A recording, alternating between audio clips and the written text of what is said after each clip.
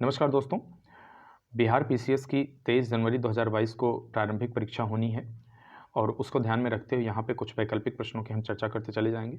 यहाँ जितना वीडियो मैं इस चैनल पे डालने वाला हूँ, भरोसा रखिए इससे बाहर क्वेश्चन आने की संभावना बहुत ही कम होगी, क्योंकि यहाँ संपूर्ण रहेगा। और अगर आप केवल इस वीडियो को सुनते जाएंगे, बराबर कई बार रिपीट करते जाएंगे, कई बार सुनते जाएंगे, तो निस्संदेह आपके करीब 70 to 80% क्वेश्चन यहीं से आपके सॉल्व हो सकते हैं। तो चलिए शुरू करते हैं।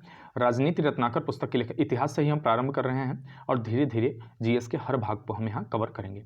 राजनीति रत्नाकर पुस्तक के लेखक कौन है? राजनीति रत्नाकर पुस्तक के लेखक चंदेश्वर हैं। चंदेश्वर के बारे में थोड़ा सा यहाँ डिटेल दिया हुआ है, आप इसको पढ़ सकते हैं। कौटिल्य की पुस्तक अर्थशास्त्र किस विषय पे आधारित है? कौटिल्य की पुस्तक अर्थशास्त्र, देखिए नाम से लग रहा है ये अर्थशास्त्र है, किंतु यह अर्थशास्त्र वो अर्थव्यवस्था से संबंधित नहीं है, इकोनॉमी से संबंधित नहीं है। यह विशुद्ध रूप से राजनीतिक पुस्तक है, जिसे चाणक्य ने चंद्रगुप्त मौर्य के शासन व्यवस्था को मजबूत करने के लिए, शासन व्यवस्था को अच्छे से चलाने के लिए लिखी थी। उद्वंत प्रकाश के लेखक कौन है? उद्वंत प्रकाश के लेखक मौलिक कवि हैं। मौर्यकालीन स्थापत्य कला के साक्ष्य प्राप्त होते हैं, बरार से भी प्राप्त होते हैं, पाटलिपुत्र से भी प्राप्त होते हैं, राजगीर से भी प्राप्त होते हैं। बिहार पर गढ़वालों के आधिपत्य का प्रमाण मिलता है, यानी कि बिहार पर गढ़वाल वंश जो था उसके शासन के प्रमाण कहाँ से मिलते हैं? मनेर ताम्रपत्र से प्राप्त होते हैं। बिहार के किस तुर्क राजवंश के अभिलेख प्राप्त होते हैं? बिहार से किस तुर्क राजवंश के अभिलेख, यानी कि बिहार पर कौन सा तुर्क राजवंश ने शासन किया था और उसके अभिलेख प्राप्त होते हैं? तो ममलूक वंश के वहाँ पर साक्ष्य प्राप्त होते हैं। बिहार के किस क्षेत्र संबंध में बसातिनुल उन्स एक मूल्यवान स्वरूप प्राप्त हुआ है? तिरहुत से। बिहार आने वाले महत्वपूर्ण चीनी यात्री का नाम क्या है? उपरोक्त सभी, यानी कि बिहार में फाहियान भी आया था, युआनचांग भी आया था, इत्सिंग भी आया था। आपको कमेंट करके बताना है कि फाहियान और इत्सिंग किसके शासनकाल में बिहार में आए थे। मुगल काल में बिहार आने वाले प्रथम विदेशी यात्री कौन था? मुल्ला तकिया था। निम्नलिखित यूरोपीय यात्रियों में कौन बिहार नहीं आया था? मैंड्रिक, जॉन मार्शल, पीटर मुंडी, ये सभी आए थे। फ्रांसाय बर्नियर नहीं आया था। बहारिस्तानी गबी किसकी रचना है? बहारिस्तानी गबी मिर्जा नाथन की रचना है।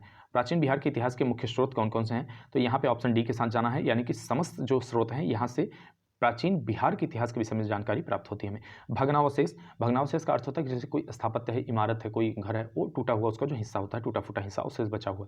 यात्रा वृत्तांत का अर्थ होता है कि जैसे कोई यात्री है, वह किन किन स्थानों पर गया, वहाँ क्या उसने देखा, वहाँ के जीवन के बारे में उसके अपने क्या अनुभव हैं, वो अपनी भाषा में उसे लिखता है। तो यात्रा वृत्तांत किसी भी साहित्य की एक विधा है, जैसे नाटक होता है, एकांकी होता है, उपन्यास होता है, उसी तरह एक यात्रा वृत्तांत भी होता है। कोई भी लिख सकता है, आप सभी भी इसको लिख सकते हैं।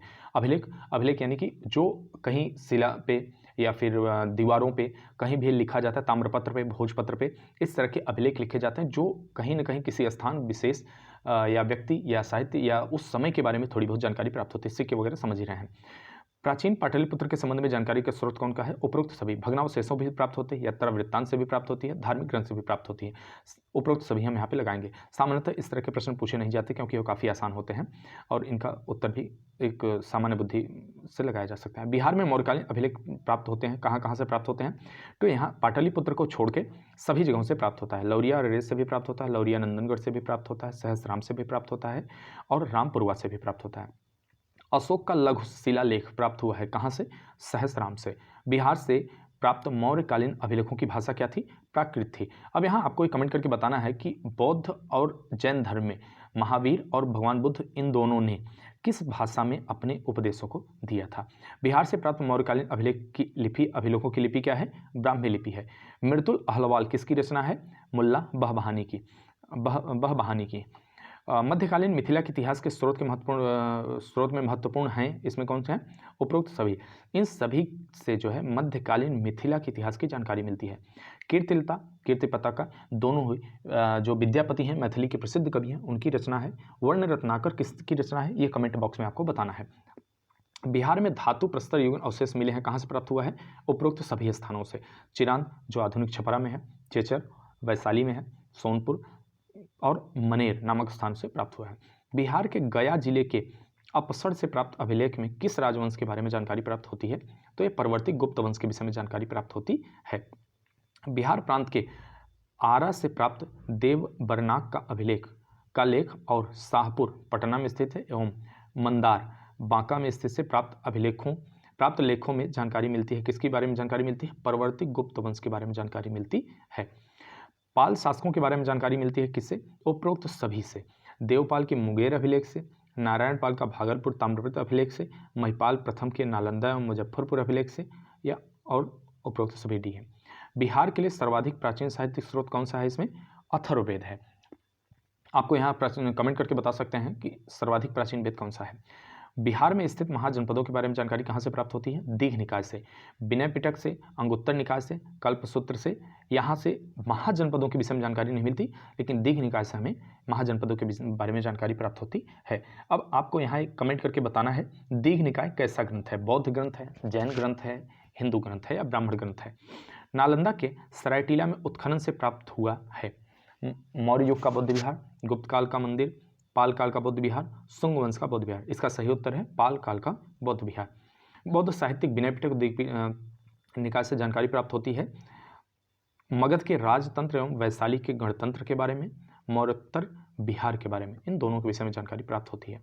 बिहार में बड़े पैमाने पर उत्खनन कार्य करवाने वाला और कई प्राचीन स्थलों की खोज करने वाला पुरातत्ववेत्ता थे। इसमें से कौन थे?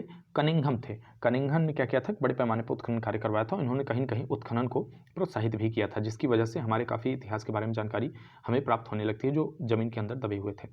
नालंदा में स्थित बड़ा गांव नालंदा महाविहार जो है का पता किसने लगाया था? किसने लगाया था? कनिंघम नहीं लगाया था। अभी थोड़ी देर पहले हमने देखा पिछले क्वेश्चन में। तो वहाँ से 2 अभिलेख भी मिले हैं जिन पर नालंदा का नाम उत्कीर्ण है। बिहार शरीफ में कुमारगुप्त प्रथम और स्कंदगुप्त का प्रसिद्ध स्तंभ भी प्राप्त हुआ है। कनिंघम ने बोध गया के मंदिर को भी खोजा था।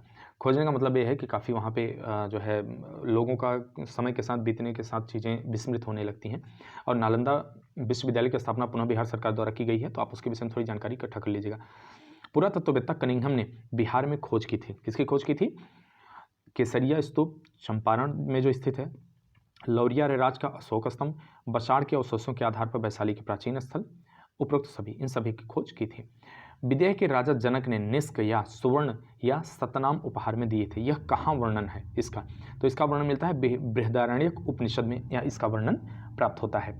आपको एक चीज़ बताना है कि बिहार का कौन से ग्रंथ में बिहार का वर्णन प्राप्त होता है। इनमें से